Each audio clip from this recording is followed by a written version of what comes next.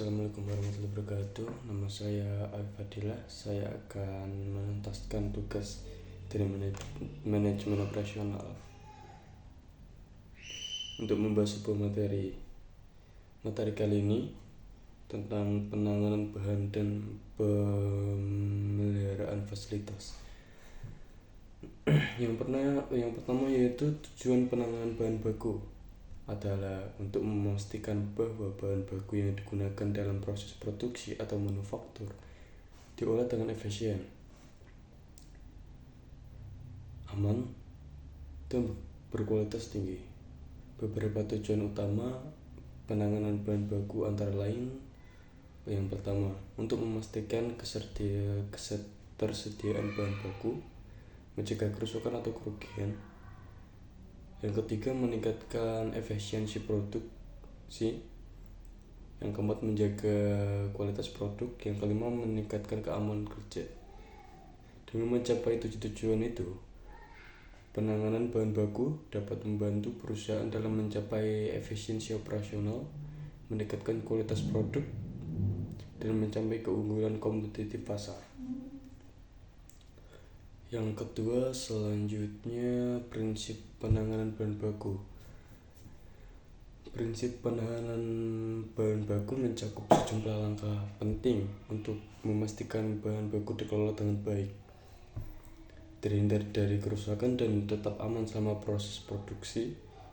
Berikut ini adalah beberapa prinsip penanganan bahan baku yang umumnya diterapkan. Yang pertama adalah penerimaan dan pemeriksaan. Yang kedua adalah penyimpanan yang tepat.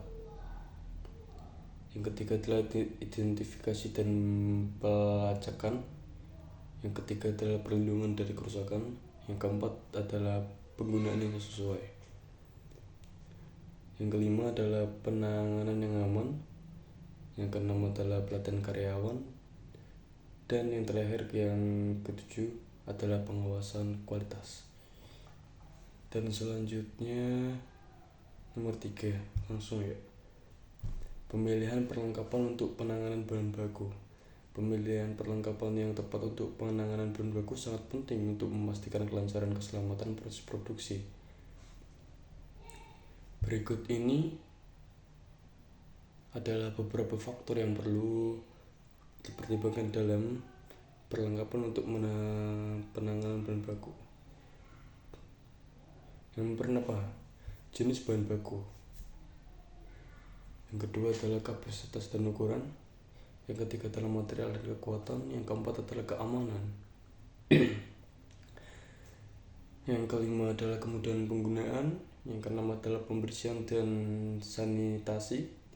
Dan ketujuh adalah kompatibilitas dengan sistem produksi, regulasi dan persyaratan.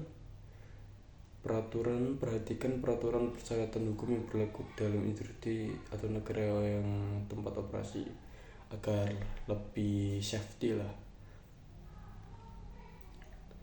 Yang keempat, evaluasi sistem penanganan bahan baku adalah proses untuk menilai efektivitas dan efisiensi cara organisasi mengelola bahan baku yang digunakan dalam proses produksi operasional. Evaluasi ini penting untuk memastikan bahan baku dikelola dengan baik dan memenuhi kebutuhan organisasi. Ya, selanjutnya nomor 5. Deskripsi sebuah perusahaan manufaktur menghadapi masalah pemeliharaan fasilitas yang menyebabkan operasional dan penurunan efisiensi produksi. Beberapa peralatan kunci mengalami kerusakan secara teratur tinggi. Selain itu, ada sistem pemeliharaan preventif dan efektif yang diterapkan yang menyebabkan masalah terus muncul tanpa peringatan yang sebelumnya. Identifikasi masalahnya. Peralatan kunci mengalami kerusakan berulang menyebabkan waktu henti produksi dan biaya perbaikan yang tinggi menyebabkan akar masalah.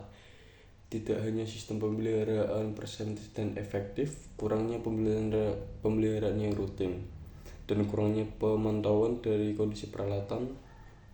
Jadi dampaknya, penurunan efisiensi produksi, peningkatan biaya perbaikan, hilangnya pendapatan karena waktu henti produksi. Penyebab akar masalah: tidak adanya sistem pemeliharaan preventif dan efektif, kurangnya pemeliharaan rutin, dan kurangnya kondisi peralatan. Dampaknya penurunan efisiensi produksi, peningkatan biaya perbaikan, hilangnya pendapatan karena waktu henti produksi. Dan yang terakhir, implementasi pemeliharaan preventif, buatan jadwal pemeliharaan preventif untuk setiap peralatan kunci. Ini adalah solusi. Lakukan pemeriksaan rutin, perawatan, dan perbaikan sebelum terjadinya kerusakan yang serius. Ini membantu mencegah kegiatan peralatan yang tak terduga dan mengurangi waktu henti produksi. Sekian, terima kasih.